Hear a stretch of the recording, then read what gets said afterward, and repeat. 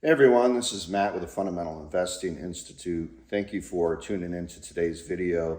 We're continuing our video series on history of the Federal Reserve. And in the last video, we talked about some of the banking panics in the national bank system. The national bank system is the monetary system that existed up until the creation of the Federal Reserve. So roughly from the Civil War up until the creation of the Fed, about a 50-year period. And we talked about some of the bigger panics in that period up until the banking panic of 1907. This is the last major financial panic of the national banking system, and it became the catalyst for the creation of the Federal Reserve in 1913. Now, the banking panic of 1907 actually starts with the trust companies, and this is important because trust companies acted as banks in many regards, but they were not banks. They differed from banks in the sense that, number one, they were not part of the New York Clearing Association the way commercial banks were, and that's important because the New York clearing houses could kind of act as a lender of last resort during conventional banking panics. The other issue is they were largely unregulated within the national banking system. They kept a much smaller reserve. By some estimates, they kept about a 5% reserve, 5% of their deposits against about 25% for the money center banks. The trust companies they lended very heavily to securities brokers, and this is important because it has a disproportionate impact on the securities markets, particularly the stock market. So what was the cause of the crisis? Well, two speculators, one by the name of F. Augustus Hines and the other Charles W. Morse, they were attempting to corner the stock of a company called United Copper.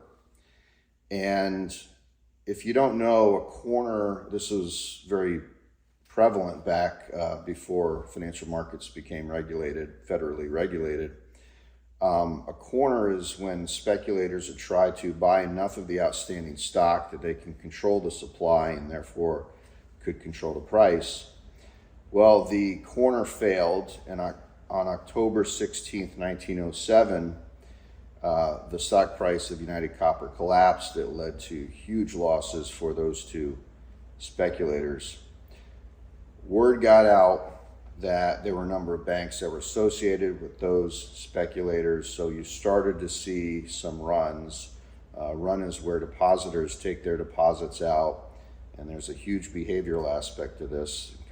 You see one person taking their money out, and then you follow, and off it goes. It becomes kind of a crowd-based mentality. And the New York Clearinghouse was able to interject liquidity into some of these banks, and there was a couple of banks that were directly affiliated with these two speculators. They were able to gain control of management and force out Morse and Hines from the management of the banks that they were associated with. But the run started to hit these trust companies. On October 18th, this is probably the key event in the panic of 1907. This occurs on October 18th. Word got out that Charles T. Barney, who was the president of the Knickerbocker Trust, this was the largest trust company in New York, maybe not the largest, but one of the largest. He was an associate of Morse, and this led to a panic on a run on the Knickerbocker. So the depositors of the Knickerbocker started to pull their deposits out. And there were some failed attempts to raise capital, but the Knickerbocker temporarily suspended operations on October 22nd. That run led to run at other New York institutions, or particularly other trusts and commercial banks. One of the signs of distress was the call money rate. This is the rate at which institutions would lend to brokers, and it jumped from roughly 9.5% to over 100% annualized. So it's this huge jump, shows you this huge credit squeeze that was going on. Now, there were some interventions. One came from the U.S. Treasury. We mentioned in a previous video the independent Treasury system. The Treasury would keep their deposits outside of the banking system, and they could influence the money supply by putting those deposits back into the banking system at certain times. And the U.S. Treasury at this point put $25 million into several New York banks to try to increase the money supply, increase the credit, get liquidity going.